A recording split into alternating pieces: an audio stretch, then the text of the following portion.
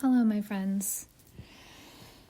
Today is going to be a little bit different. If you've ever been in a relationship with a narcissist or a pathological liar, you might want to stay and listen to this tea, because I'm going to tell you about my experience and my background and how I found out that I had no clue who I was married to. I'm not going to name any names here. Most of you know me from either Amazon Prime, which I owned a museum with haunted artifacts with my then-time husband, now my ex, and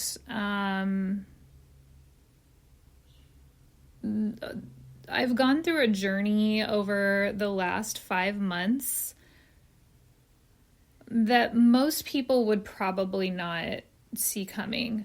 This is probably definitely going to be multiple parts on this video, so you're just going to have to keep up. And I'm not going to try to elongate this out, but I do want you to be able to protect yourself. If you are a woman and you've ever been in a relationship with a narcissist, if you've ever been in a relationship with a pathological liar, or if you've ever been stuck in a situation that you feel like you can't get out of, just plain and simple. Anybody else who's triggered by this, doesn't want to hear it, does not believe it, please scroll on. You don't have to listen to this.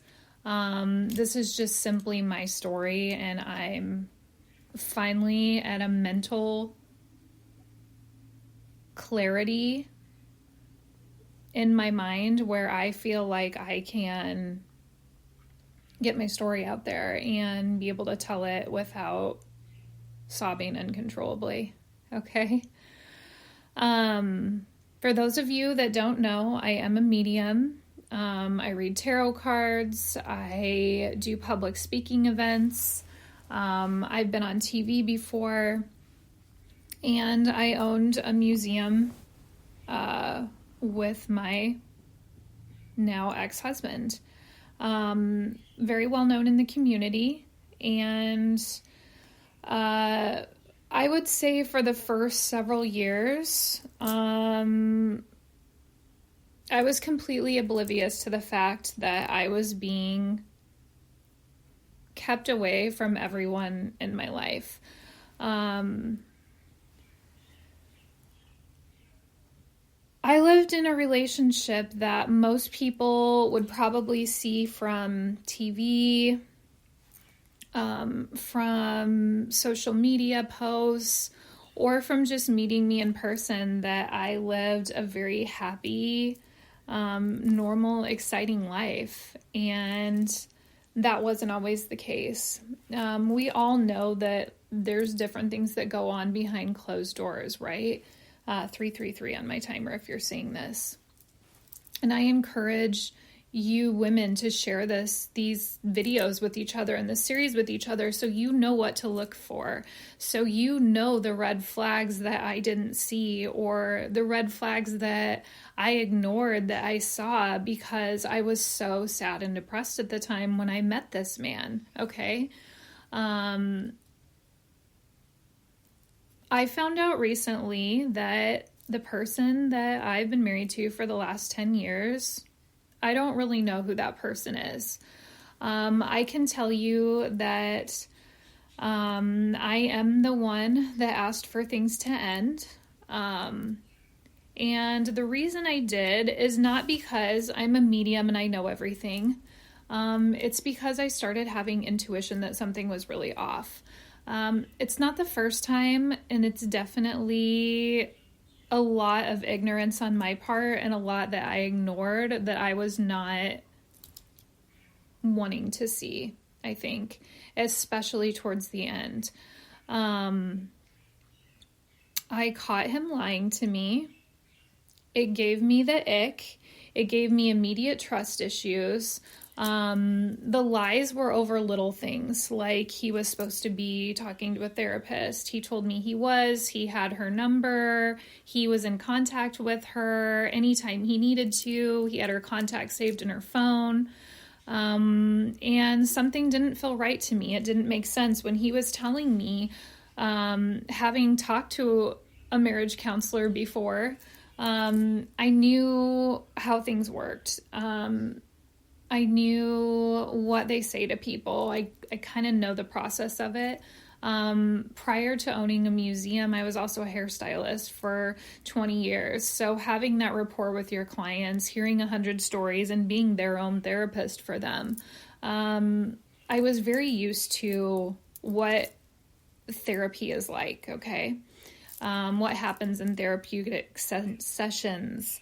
And the things he was describing to me had nothing to do with what they would be helping him through. It all had to do with me, which made no sense because this person that he was talking to was online. She had never met me. She had never spoken to me. She knew nothing about me. And she was giving him advice on what he should be doing, but it was very specific to our relationship and not to like him helping heal his childhood trauma, which is why he was supposed to be going. This childhood trauma caused a lot of issues in our marriage, from his family to things that happened to him when he was little. So me being an empath and me being sensitive to people's feelings, I always felt bad for him. I felt sorry for him. He told me he never felt loved. He told me he didn't know what it was like to have, a supportive family, supportive parents. So I always felt that responsibility to give him 100% of myself so that he knew what it was like to feel love, real true love. And I did love him. I never felt in the beginning like I needed to question any of that. And that's where in this next part, I'm going to talk about a lot of the red flags that I had. I can tell you in the beginning, when I met him 10 years ago, I was in a very bad place. I was coming out of a marriage. It was not a good situation. There was a lot of hurt, a lot of pain. And I came out of that relationship broken, just completely broken, feeling unloved, unwanted, and I had 3 little kids. And here came this guy that I met talking on the phone, online, mind you. And he was so good to me. He knew all the right things to say. He just wanted to sweep me off my feet. He was also going through a divorce at the time, okay, which I found out. And of course, all I ever heard were the bad things about the wives, right? And how horrible they were to him and the things they did to him. And I just thought, oh my gosh, these women were just so horrible. Like, who would treat their husbands like that? And I genuinely, again, felt really bad for him. When you're coming out of a marriage where you are broken, where you feel unloved, where you feel like you're not getting attention, where you feel like you're just completely crushed, and someone comes in and gives you that attention, it's really exciting. And you think like, oh my God, this person actually loves me. This person actually wants to be with me. This person says that they would never do that to me. I heard every line in the book, and every line in the book worked on me. Would it work on me today? Fuck no, absolutely not. But when you're broken, and the me from 10 years ago that you guys didn't see on TV, that you guys didn't meet in the museum, was a very broken, sad, stay-at-home mom that had done hair for 20 years. And I was desperate for attention. I knew once we moved in together that I had moved too quickly. I knew that things seemed really fast, but I got a lot of just love and support and the most caring, kind words you would ever hear in the world from him. So I never thought twice. Go to part 2.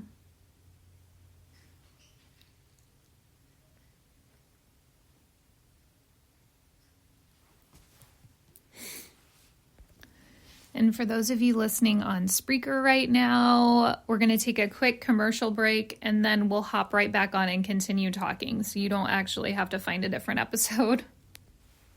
Okay. All right. Part 2. The entire first 10 minutes that I just recorded talking about being married to a narcissist for the last 10 years literally didn't record. He does not want me to get this message out, clearly. So you're going to have to go to Spreaker to listen to it. But here's part 2. These are some of the red flags that I had. For those of you that don't know me, I'm talking about how I found out I was married to a narcissist and a pathological liar for the last 10 years. I'm a tarot reader. I'm a medium. I've been on TV. I do public speaking, and I owned a museum with haunted artifacts. This whole time with a person who I had no idea was lying to my face for the last 10 years about who he was. If you get triggered easily by this, you might want to keep on scrolling. If you were a guy and you could care less, scroll on. This is for anyone who needs to see the red flags of what's going on when you are actually married to or dating a narcissist. Tons of gaslighting, of course. Everything's always your fault. Nothing is theirs. It's very, very ego-based. I was telling you in part 1 about how everything started. It started off with little lies. Lying about little things like talking to a therapist, talking to group therapy about how he can heal his childhood trauma that he went through. Every problem, for the most part, that went on in our relationship was either blamed on family or childhood trauma, or that he was in his head and he was overthinking too much. Very, very me based person. And this very much goes to show you that even as a medium, we have to learn lessons. We have to go through life. We don't always know that this is going to happen, okay? So, yes, I got intuition at the end that I knew he was lying and I needed to look into it. I didn't know what he was lying about. I didn't know that I was going to ever have proof of it. And all I knew is that the words he was saying to me didn't feel right. When I called him out on lying about it, he freaked out, panicked, went into a complete uproar. I got the ick immediately, as I said, and I didn't trust him. Something told me, oh my God, do not trust this man. If after 10 years he's lying to you about like these things that seem so little, what do little lies hide? Little lies hide big lies, right? So I'm having this conversation with one of my friends who was a rarity. I was secluded from family and friends. I wasn't allowed to be friends with people, even on social media, that I went to high school with, college with, especially males, because any guy was an automatic threat to him, a threat to me, a threat to our marriage. He assumed they were going to sweep me off my feet and steal me away from him. You know, it was a very controlling relationship. If a guy looked at me and I walked past someone and they turned around and looked at me, that was my fault. I can't tell you the amount of times I had to have a conversation with him. Like, look, if you can't handle being with an attractive person, you need to go find someone else. You should never have married me if you had that issue. I need a man. I need a man that's going to be proud to walk with me. And I need a man that's going to be like, hell yeah, I got her and she's mine. You know, be proud of walking around with me. Be proud of going on dates with me. Don't just be like, I'm not ever taking you anywhere because some guy might look at you. It was a very strange mentality and clearly a defense mode for him for some sort of insecurities that he was carrying around. Now, if we back up, everything that I was told about this man's past 2 marriages prior to me were evil women. They both cheated on him. The first one cheated on him. The second one cheated on him. did horrible things to him. He was just in a horrible relationship. They didn't love him. They didn't treat him with respect, is what I heard, right? Now, clearly I'm thinking things are different. As I said, go back to Spreaker if you want to hear the whole beginning of the story and more details. But here's the things that started not adding up. It started with lies. When I confronted him and he didn't like it, I started to take my space. The minute I found out he was lying, I knew it was done. Something was wrong. Things were off. And I needed to start thinking. And I needed to start figuring out what the hell I was going to do. So all I did was be silent and literally go within my head and start to try to figure out and put puzzle pieces together. Things he had told me, things that didn't seem right, things that didn't add up. Getting up in the middle of the night and saying you were going to go downstairs to game at 1 a.m. because you can't sleep while you're laying in bed next to your wife. And then you go in the garage to get a water, but it takes you 5 minutes. We have security cameras around our house. Anytime a door opens and closes, it gives you the time it opened and the time it closed. Well, in the middle of the winter, 4 minutes is a long time in the garage because it is freezing out there. Also, it takes about 10 seconds to grab a water. He'd come back up afterwards and just be like, oh, I just decided to get a glass of milk and come to bed. Never mentioning that he went out to the garage for 4 minutes. So things like that started happening. I knew he was replying to someone or talking to someone. He never got out of bed without checking his phone or having it on him. It's literally the first thing he did in the morning was scroll. We were always together, very rarely apart unless we were at work. And that's a whole nother story. Hopefully those girls will come forward someday and tell their story because I know there's more that I'm not hearing. Last I heard, he hired on 2 girls to run the museum for him while he moved to Florida, so that, they'd be taken care of. And he told me that they were both hired because they didn't like me or my personality. In the divorce, I gave him the museum. I want nothing to do with it. I know it was my baby. I know that we grew that place together. I know that I had a lot to do with the museum, and I love all my fans and followers so, so much. But being stuck in a business with someone who's lied to you for 10 years and you find out as a pathological liar, you don't want to be there. I handed it over to him 100%. So I no longer am an owner there. I sold my shares to him for nothing, by the way. And I kept the house and my own car, and he got his own car. And he got, obviously, all the stuff in the museum.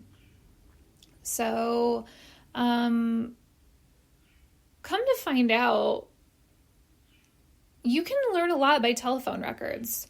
It took me one conversation with one of my good friends one afternoon that I never saw because of him. And she asked if I was the primary account holder on our cell phones. And I was like, actually, I am. I think it's like one of the very few things that my name is on is like the primary. Because he didn't live here. He was from a small town. He moved to like the big city of Omaha because of me. So I didn't know him. I didn't know his background. I didn't know how he grew up. I didn't know he was a pathological liar. And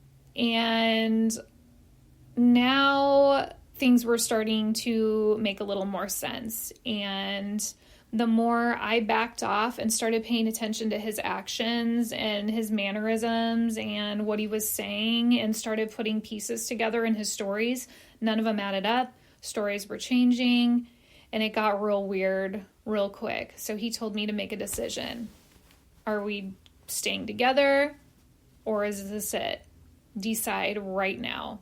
And he was pissed. He wanted me to decide. He did not like it that I was going with it. He did not like it that I was being quiet. And he didn't like it that I was secluding myself. He, of course, assumed there was another man. There never was.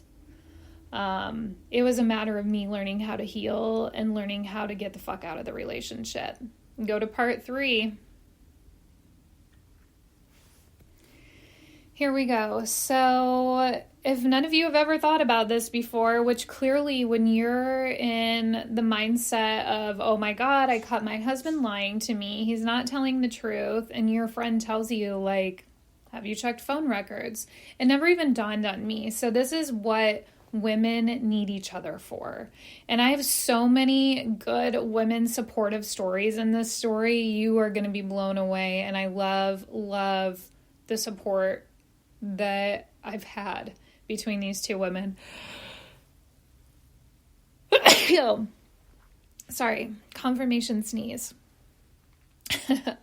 So I go to T-Mobile.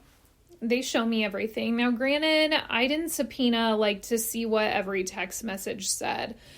But if you're the primary account holder, you can go right onto your bill and it'll tell you who they texted, like the phone number, the date, the time, how many texts, if they were talking on the phone, how long the conversation was, and where they're from. So like city and state. So immediately I see that when he was talking to his therapist, or said he was actually talking to his mom. So I was right about that. He did not talk to a therapist. He made up about having her contact. He made up her name. He made up what they talked about. And this whole time he was talking to his mom, who, by the way, told me when we were engaged that she didn't give a fuck about our wedding. Those exact words. And he used the word fuck. So if that tells you anything about her or what a kind person she is, there you go. She wasn't invited to our wedding after that, but I took my kids there once when they were 3, 6, and 9 years old, and she told my 3-year-old to get out of her way, in the most gross, disrespectful tone I've ever heard to essentially a baby, a 3-year-old. And she has grandkids, okay, so it wasn't just me. She always told me, like, oh, I'm going to be your kids' grandma. That's how she treated them. I never took them back. They never went back one more day, and that was why. I refuse to let my kids be talked to by someone like that who clearly has no respect for them and no love for them. I would not ever put them in that situation to be around that. So anyways, this saga moves on. I find out it's his mom he's talking to and not a therapist. And there's other numbers on there, girls and guys, whoever's listening to this. There's a number from Tampa, Florida.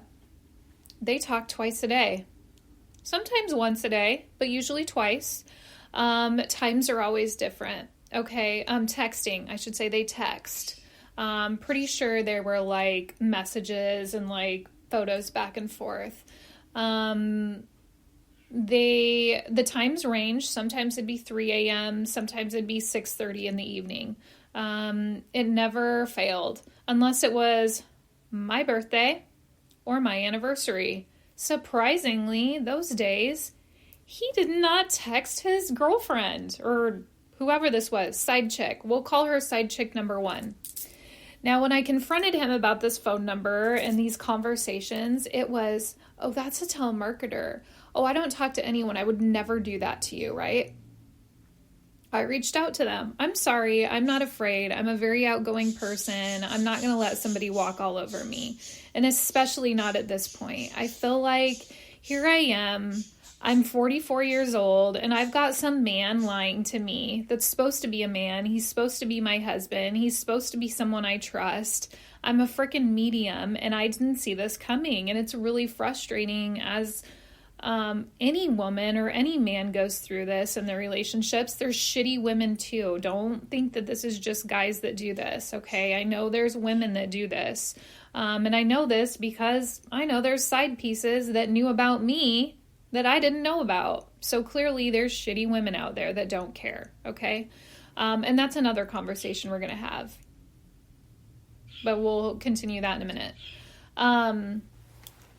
So I was told that it was a telemarketer's phone number and that he called T-Mobile and verified it, which I already knew was a lie because I already called her. she wouldn't answer my call. It went to a voicemail. Okay, not a telemarketer. Went to a voicemail. And she responded back. Now, I have an iPhone. Anyone that has an iPhone knows that your texts pop up blue if you're communicating with another iPhone user. So she responded back immediately. And I was just like, hey, my name's Kaylee. You talk to my husband twice a day. You can have him. But just so you know, like, he was married. I don't know if you knew that. And you're not the only person he's talking to, because there were other numbers on here. And she was like, I don't know what you mean. I have a fiance. I live in Florida. I'm not even from Nebraska. Who's Nate? You know, all these questions. So she responded, again, not a telemarketer, liar number 5021. And she said, well, I just got this number. This is a new number. And she kept talking about how she had a fiance. And I was like, well, T-Mobile doesn't lie. So someone from your number is texting my husband. And he's not innocent. You're not innocent. When did you get this new number? We'll match it up with the text on here, right? Block. I'm blocked immediately. She doesn't want to tell me where she got her new number. She doesn't want to tell me. It's because it was all a lie. She got caught. Her fiance could have been sitting next to her. It was just like, oh my gosh, no, I would never text this person, even though I have the proof. So if there's a male out there and you are engaged to a female in St. Petersburg, Tampa area, Florida, and you got a weird text from some girl asking if she was talking to your fiance, that was me. And I have more details for you if you like. And I have the phone records. So you can not get married to someone who's having a relationship online with a dude. That wasn't the only one, you guys. There was another phone number. Now, this one, when I called it, again, she didn't answer, didn't respond to my texts. Confronted said husband about girl number 2. But that's just my best friend. Well, no. Okay, let me go back. His first response was, what? Who is that? I had her name because her name was on her voicemail, so I at least had that. So I was like, who is bleep bleep, this person? And he was like, what? Who are you talking about? I've never heard of that person. That was his initial response, right? And I was like, well, I already contacted them, so you might as well come clean about it now. Then it turned into, oh my God, no, like, she's my best friend and I've been miserable because you're leaving me and we're getting a divorce and you told me you don't love me anymore after getting lied to bazillion times. I was still getting love bombed every day. I was still getting told how much he loved me, how he wanted to make our family work, how he would never lie to me, he would never hurt me, you know, blah, blah, blah, blah, blah, while he's texting other girls in our relationship. My husband was a big gamer, so he was always in the basement. He spent 75% of our marriage in the basement gaming. For those of you that are gamers, there is no hate on this, but it will destroy a marriage if you ignore your family for 10 years and your life is focused around video games. It will destroy your marriage. Come to find out, I don't think he was really gaming that much. He was gaming some, but it also gave him a release to text whoever he wanted because he could just say that he was gaming, right? I loved my husband so much. I never questioned him. I never asked to see his phone. He did have Google phone numbers that he used for producers, just for producers to call him. Well, if a producer was calling you, wouldn't you want them to have your actual phone number so you could answer it and not 2 Google phone numbers? This dude had 2 Google phone numbers. This is how naive I was. And I tell you this so that nobody else has to go through this again. She answered me, finally, after a month. She called me and I got to talk to the other girl. And I'm going to tell you what I found out about my fake ass 10-year marriage, which was a complete lie. I'm pretty much sure of now, and everything he told me I have to assume is a lie because there were so many. I cannot even comprehend what was true and what isn't. That's sad. Go to part 4. Part 4, the phone call. Now, some women or men may be afraid to make this phone call. I was not. At this point, I was still being love bombed every day. I was still being told how we can make this work. We have a business. We have a museum together. We have a TV series together. We have, my 3 kids. They were his stepkids. His 4 kids he hadn't seen in 10 years, which had nothing to do with me. This was his choice. That's a whole nother story, and I will let somebody else tell that, but I never agreed with it. Not okay with it. Okay. And I think it all goes in when it coincides with being lied to for the last 10 years and not even knowing if the stories you were told were true. So I called her. The first time I called, she didn't want to talk. Now, mind you, this is somebody, this man that I was married to. I was never allowed to have male friends, be friends with them on social media, Facebook, high school, anything. They weren't allowed to look at me. They weren't allowed to talk to me. If they did, it was my fault. Okay. This same man now has a best friend he's talking to every day about me. Okay. I find this number and he's like, it's just my best friend. I've known her since I was 14. We met at a fair and it was fate and we were pen pals all through college. And then 10 years ago, when him and I met, he did a reading for her. They reconnected through Facebook, where I was not allowed to have friends, remember, at least of the opposite sex. And he did a reading for her. And they've just been best friends ever since. And she just talks to him every day. And all he does is vent about me and our relationship. This is what he told me. And I was like, well, then I feel really sorry for her because these conversations went on from 6 a.m. until midnight all day. I have every text. They started when she got up for work and they ended when she went to bed. Okay. He claims they were all innocent and they were just best friends, and it never went outside of just, what do I do to get my wife back, right? Typical story. And I was like, well, that's bullshit, because I'm not allowed to talk to guys, any of them, even if I've known them forever. And obviously, if somebody is spending their time talking to you every single day from 6 a.m. until midnight when they go to bed, they have feelings for you. Like, nobody's stupid here. And that includes both sides, him and her. He was living in a hotel for a month at this point because I was not able to sleep. I had to start locking myself in my room because he was banging on the door at all hours of the night, trying to ask me who I was dating, who I was talking to online, what I was doing, which was none of it. There's this misconception for guys that all females are going to run to another guy the minute shit goes wrong in their marriage. And I'm not that person. I went into hermit mode. I didn't talk to anybody.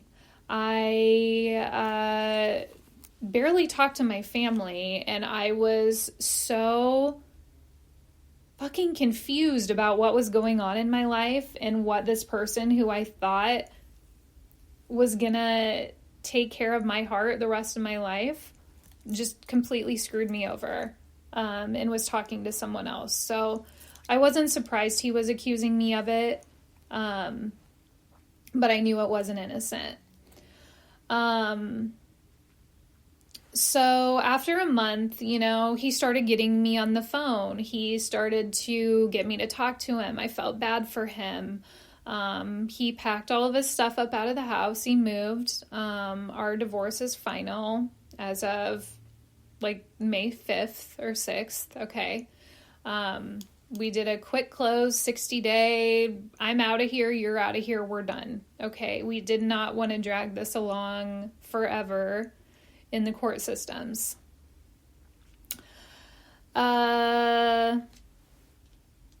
So I get pulled back in, and I'm seriously considering letting this man come back into my life and my kid's life.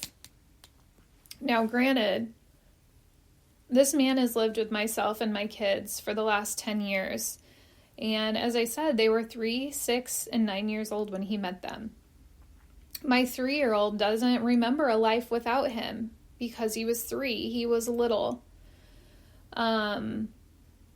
He never once talked about missing the kids, about not wanting to end the marriage because he would miss the kids, or he wouldn't see them, or how hard it was going to be for them. In fact, they weren't brought up once until I brought it up. And when I did bring it up, his response was, I'm just going to tell him tonight. Which, as everyone knows, should not be the job of the stepdad. It should be mom's job, or whoever the parent is, especially in this situation where there is so much tension and anger and fighting going on, or it should be done together, like as a partnership. So anyways, long story short, I start feeling bad. I start letting him back in, and I flat out told him, I'm going to call this girl and talk to her, because before you come home and before I consider anything, which I haven't made up my mind yet, I want to know the conversations you had with her. And he was like, okay. Didn't even act like it worried him. I don't think he thought I would actually call. That was silly. I'm way too outgoing for that. So I texted her and I was like, hey, this is Kaylee. And I don't know if you're still with Nate or not, but if you'd like to talk, I would really appreciate that. And she responded and was like, I'm not with him anymore. I actually blocked him. And I'd love to talk to you. And I was like, holy shit. And I was so scared. I'm sure she was terrified. And we get on the phone. And when I tell you the things that I found out about my husband, ex-husband, over the last 10 years made me literally fucking sick to my stomach. Don't even know who this guy is.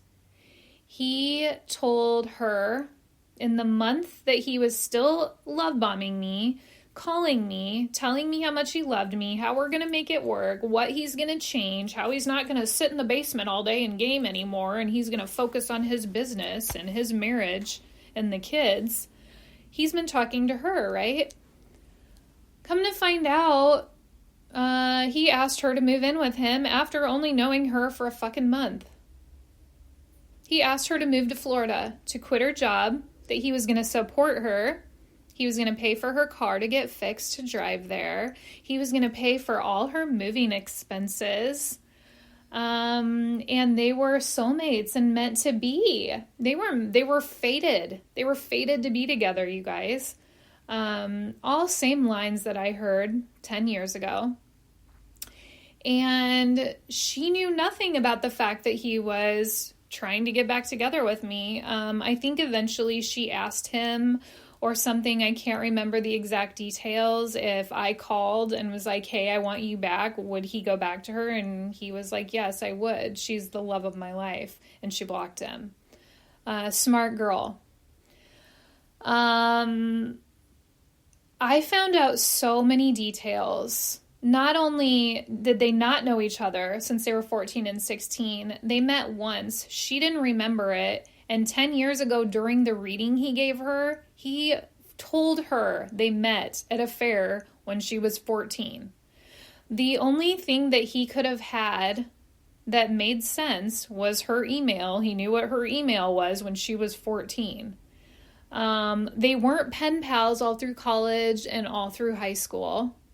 The first time they talked after meeting at the fair, which she doesn't remember meeting him, was on Facebook when he reached out after her dad died to give her a reading and told her that he had met her before. So the whole story about being best friends forever was a complete fucking lie. It was a complete lie. She was the next in line to take my place as soon as I moved out. Go to part 5. Okay. Part 5.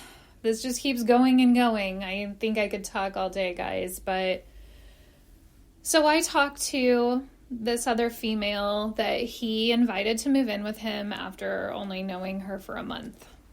They've never met. He did invite her to go to his hotel room that he was staying in while he was here. She was like, yeah, I've never met you in person before, so I'm not really comfortable with that. As far as I know. So she did not come up here. There were other people in his hotel. I've had other people come forward. You would be amazed by the amount of people that come forward and start telling you stuff about your ex-husband when they find out you're no longer together. Kind of sickening, really, if you think about it. A lot of people that came forward, not only telling me about people that they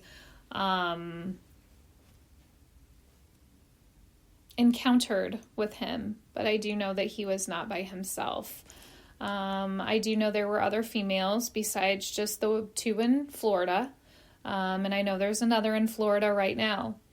Now, I told him, you better hope the next girl that you date never finds out about me, because when she calls, I'm going to tell her everything, just like this girl did for me.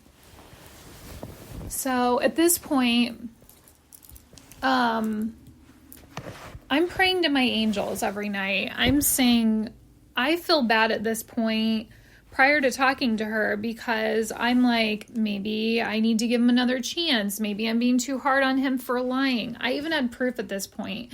So why females actually start to feel bad for these narcissists and want to go back or start getting sucked in, it's crazy the amount of control they have over your head and your brain to where you think you actually start to feel bad again. And I did. I felt horrible, which is why I wanted to know exactly what he was saying to this other girl, because I was not going to obviously take him back or entertain any of it if any of this was true. So I'm asking my angels, I'm like, I prayed and prayed and prayed to God. And I asked my angels, I said, I just need proof, and I need it in writing, please. Because if I see a text message that he wrote in writing, his number behind it, there's nothing I can say that didn't happen. There's nobody that can say that wasn't something, right? It's almost like a peace of mind thing. And most people in this situation will tell you that, male or female. Once they see it, it helps. So she sends me a text from him that is all about him talking about how fate brought them together. That she was the love of his life, not me. She was. And that he was so sorry for all the stress he caused by asking her to move in with him. And he realized how quickly it was, and that he just hopes that she wanted him when he got there.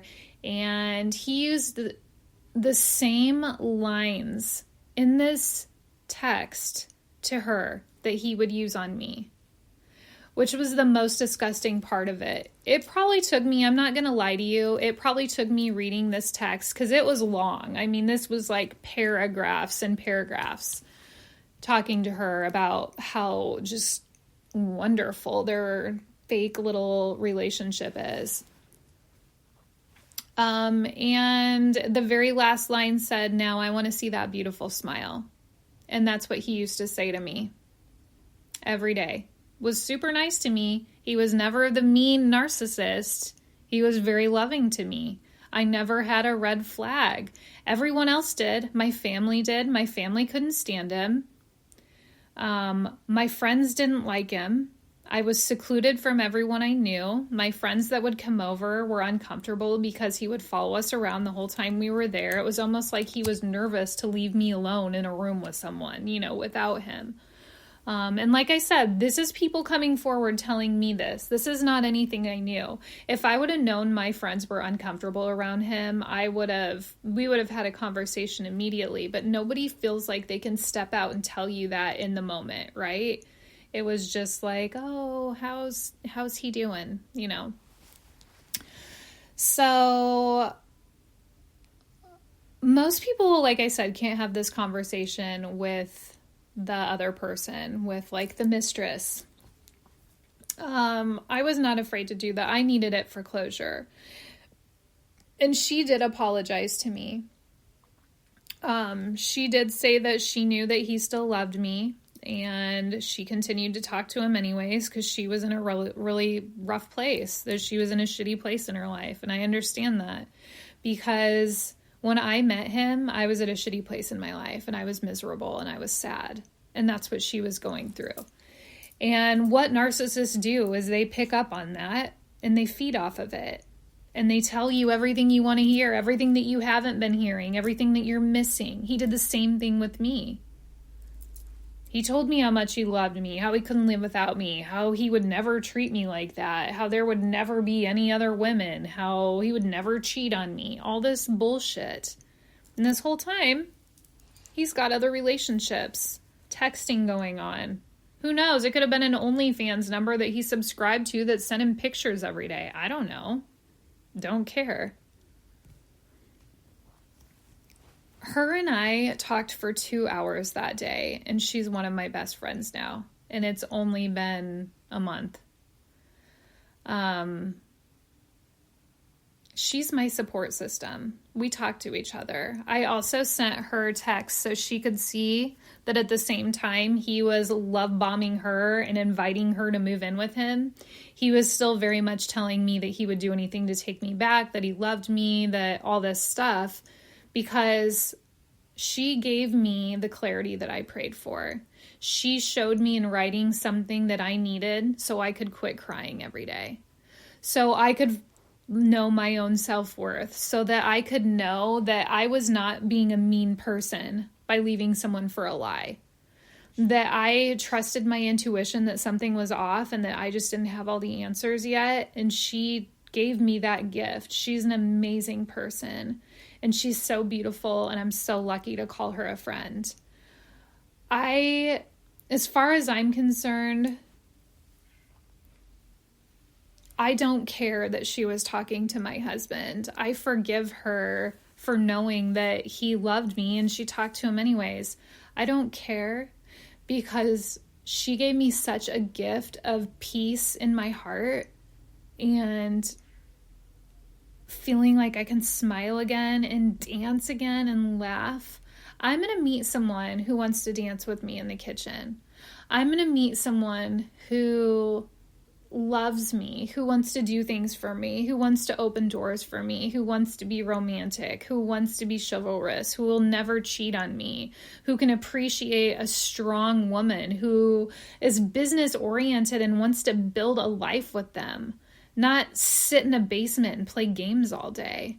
I am too old for that bullshit, and I refuse to let anybody else fall into the trap of this person.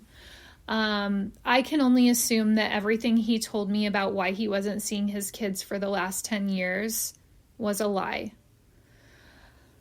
The stories that I've found out that have been lies, I can't even fathom. It makes me feel sick to my stomach when I hear about them now, because I can believe nothing. And that's why I said, so for those of you, if you are watching this and you are one of his ex-wives, I'm in the club now. These girls actually meet up, and I used to wonder why. Okay? The girls that he has kids with. I did not have any kids with him. I was able to walk away. I feel sorry for them. I don't believe any of the stories he told me about you. I don't believe why he told me your marriage ended. I think he got caught talking to me.